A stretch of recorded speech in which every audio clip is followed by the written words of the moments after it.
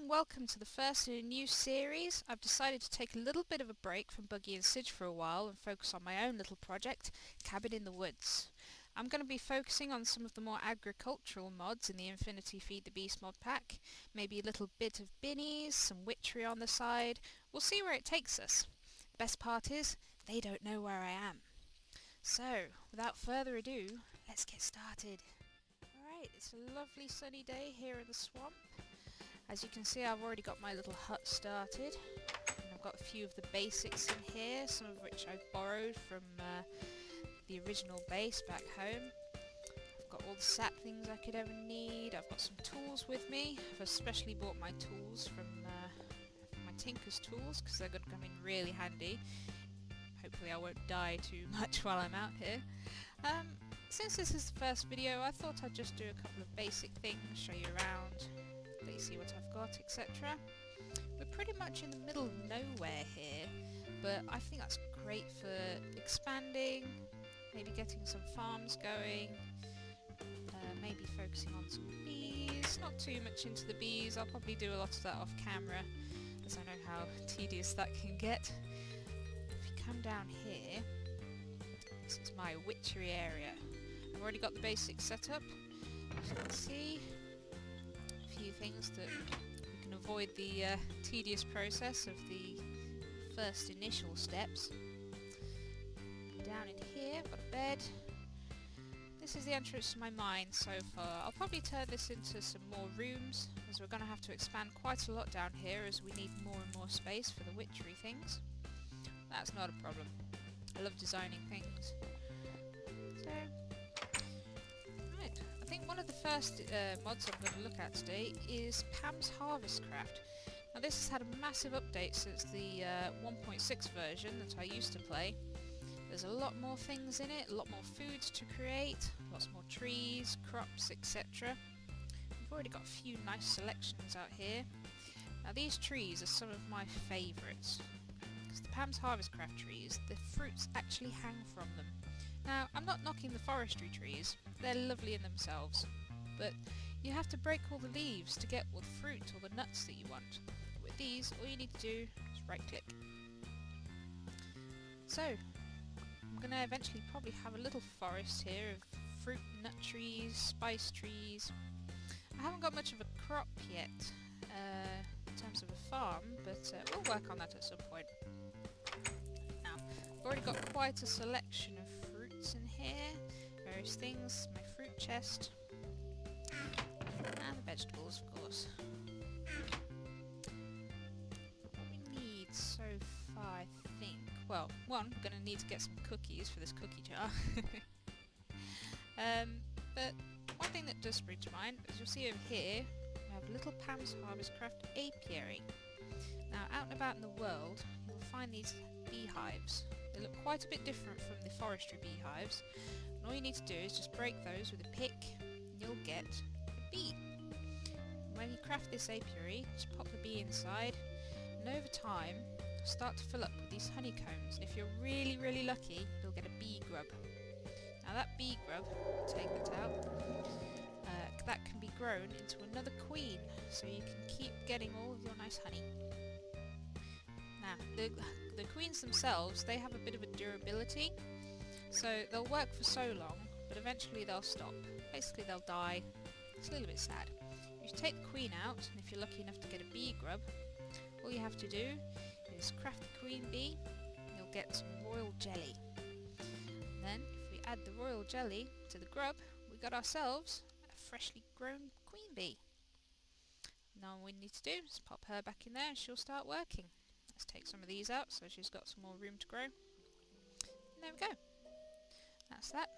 It's very simple little aspects of Pam's, but it's very cute. Not quite as intensely complicated as forestry, but it works. I like it. It's very nice. So I've also got another spent queen over here. Sadly she didn't make a grub, so I had to go out and find another one from one of the wild hives out there.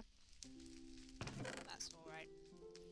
Alright, it's starting to get a little bit dark now. But since I mentioned the Pam's Harvestcraft trees, I'm going to show you how we craft those, because they are craftable. All you need is one of the fruits or vegetables that hangs from it. Vegetables. Spices. And usually, most of them take jungle saplings. Some of them take oak saplings, so they're not too bad to find. You will have to go out and find some jungles though, because most of these, being the more exotic fruits and spices, jungle's more fitting for those, because they come from more temperate climates, so to speak. Right, as you can see here, I've already got some ready-made. Let's see, we'll take some vanilla, a papaya. Oranges are always nice. All you have to do is craft those together. Get a jungle tree, and there we go. There's an orange sapling. Do the same with those. And you can keep doing this as long as you need more saplings. Sadly, when you break the trees themselves, they don't actually drop their respective saplings. They will drop oak leaves or jungle leaves. But as long as you've got some of the fruits to go with them, you'll be able to craft your own saplings and have as many as you like. It's getting quite dark. I think I'll wait before I plant those. I don't want to risk running into some creepers or anything like that. Knowing me, I'll probably die again. But we'll get around to that eventually.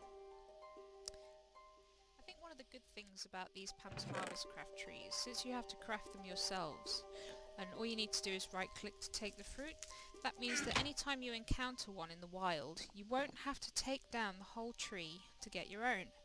You can just right click, gather some of the fruits, and leave the tree for somebody else to find. I think that's really great, because you think if you get a lot of people on a server, there's a lot of deforestation that ends up going on, especially if you're after some of the rarer trees out there. Everyone wants their own, so that's nice. Got a few of our basic materials in here. I nicked them from the other base. Don't tell Sige. He'll probably come and try and find me and raid me. Right. Oh yes, this machine over here. Well, it's not really a machine. It doesn't require power. It's the presser. Now you'll need this to create some of the components for various recipes, and also to process the Pam's Harvestcraft honeycombs. I'll take a few out for now. All you need to do is pop them in the top, and I see that progress bar up there. Just leave it for a few minutes and you'll come back and you'll get some honey. Now these can be used to make all sorts of recipes. You get some normal cake. There's so many different types of foods you can make with Pam's Harvestcraft. And that's just for the honey. Just a few there. But all these different fruits and vegetables you can use to make... Oh my goodness, let's look through NEI. If I can find the page. I've got so many mods in this mod pack. This is one of the newer mod packs, by the way. This is Feed the Beast Infinity. I'm currently running on version 1.1, which is the newest version. I'd highly recommend you take a look at that, because although it's got some of our old favourites like Tinker's Construct, Ender.io, Thorncraft, those kinds of things, it's also got some new mods that we're not quite familiar with. We've got Agricraft, there's some of the updated mods like Botany's in this one from Binnies. We might be having a look at that one later. There's Draconic Evolution. Now that sounds interesting. I don't know anything about that mod myself. It's the first I've heard of it, but I'm sure we'll be looking into that at some point, whether on this channel or our normal series where we all work together. I suspect that'll involve going to the end though, because most of these things do. Let's see. Got all the forestry things. That's forestry fruits. Gosh, there's so many things in here. Bees. Never-ending bees. I'm sure there's a lot more bees in here as well. So I'm quite well versed with forestry and bee breeding. And not quite completed the mod, I don't think I can ever really say that, but I've gone quite a way into it. And that definitely looks like a lot more bees than we're used to. Right, where's Pam? It's in here somewhere. It's definitely in here somewhere. I'm not going to go through, hopefully not through all 95 pages. So there's the Tinkers. I apologise if this is a little bit boring or tedious at first.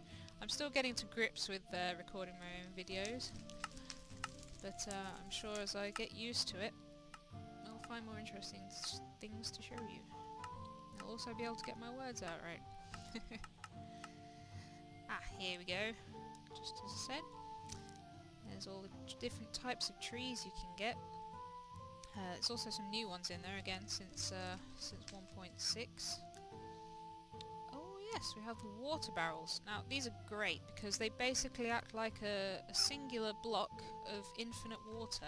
So you don't have to make an infinite water source as you would in say vanilla using 3 water blocks, 3 or 4.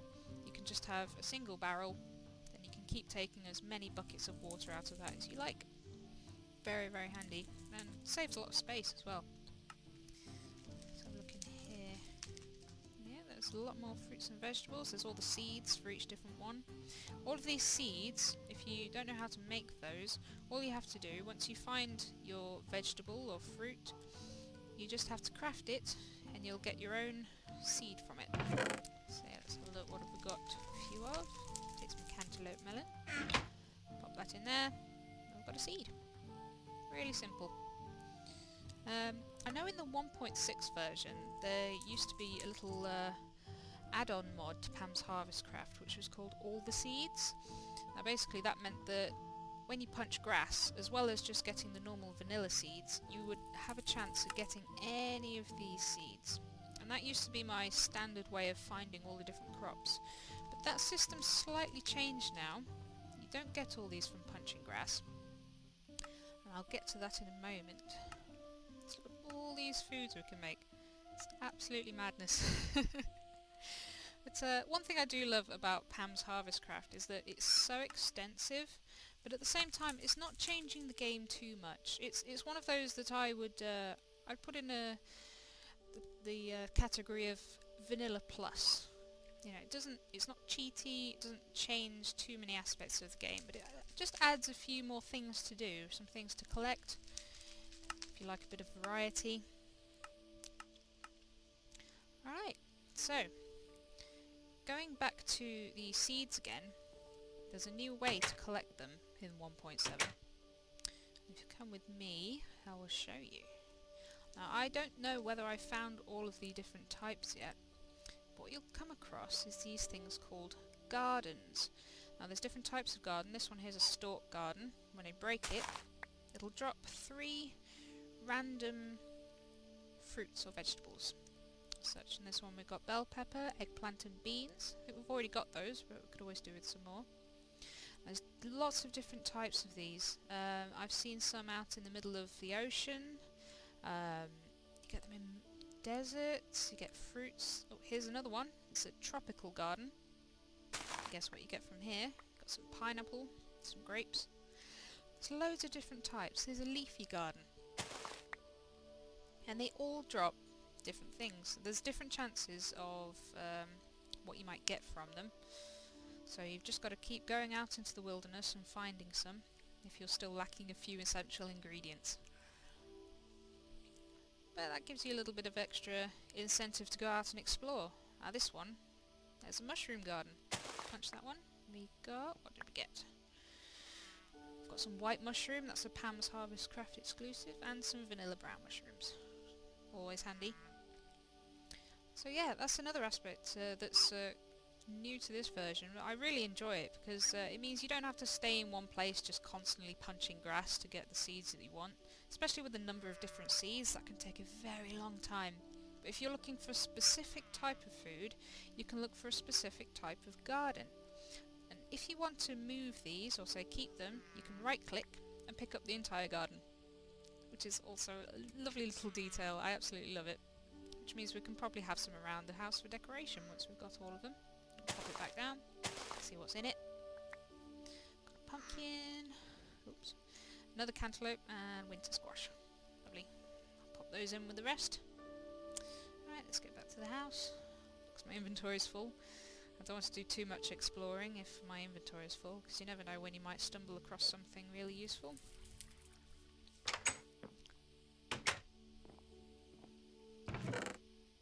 Let's see. fruits. I think everything else is vegetables. Ah, I didn't have cauliflower. Cauliflower before. I do tend to trip over my words sometimes, do apologise. But a bit more entertaining if I'm a bit... You can laugh at me, that's fine.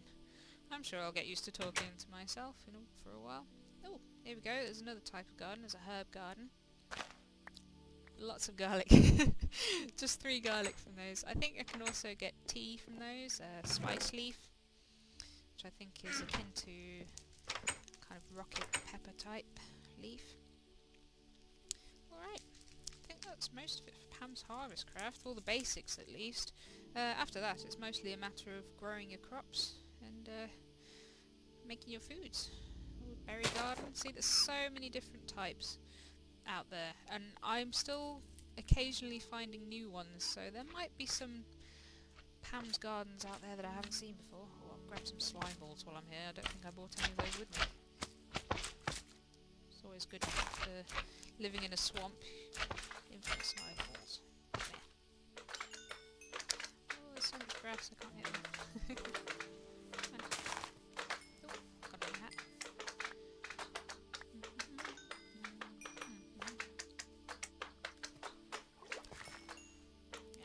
Oh, there's still one somewhere, I can hear it. Ah, there he is. 6. Can always use those. I think... Oh, hello! There's an Ender Mini. Now he's from Enderzoo, which is a mod that adds lots of new mobs to the world. Most of them are hostile, but some of them, like this little guy, they're neutral. Now, if you do decide to attack him, you better watch out, because they do pack a punch. I'm not going to, because I know he will probably kill me. You don't think so for a little guy, but he actually does a lot more damage than the regular Enderman. On the plus side though, if you have some of these hanging around your base, they protect you from creepers, because they will go out of their way to beat the crap out of them. It's always entertaining to watch. You see these creepers coming along and this little guy comes out of nowhere and all of a sudden the creeper's dead. It's never a bad thing though. I might suggest it to Sige that we set up a little auto spawner for those. Being that we've got Mine Factory reloaded, we can auto spawn certain mobs. And I think if we do it with those, we might be able to set up some kind of base protection from creepers. While we're at it, put those in there. They can go in as well. I knew I could hear one somewhere. They're always quite hard to spot because of how small they are. Now, we don't have the morph mod in this mod pack, unfortunately. We were thinking of adding it, so we might have to put that in ourselves at some point. But if you are brave enough, and if you do happen to kill one of these little guys, it's very fun to run around morphed as a Ender Mini. You can sneak up on people, and most of the time they won't know they're there. It's really good. I'm sure we played a few pranks on a couple of people on the old Hat Film server, the Hat Pack server that we used to play on. We still visit there now and again, but we've mostly been here lately to focus on our own little recordings. Oh, squid. Right then. Let's see, what can we do now? I'm stuck in a tree. I don't want to jump down there. It's trouble with this terrain. Like sometimes you can walk up a little bit and all of a sudden you're on a hill. Stuck in a tree. Ooh. I'm fine.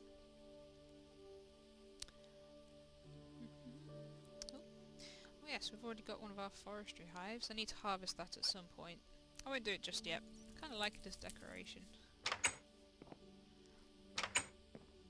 And there we have it. I think that's pretty much all the basics. I still have to... there's quite a few...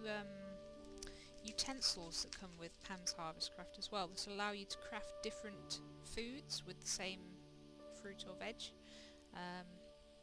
So we've got a juicer, make some juice, mixing bowl, mortar and pestle, bakeware, saucepan, skillet and a pot, and the cutting board. Now the cutting board, I've already got one over here.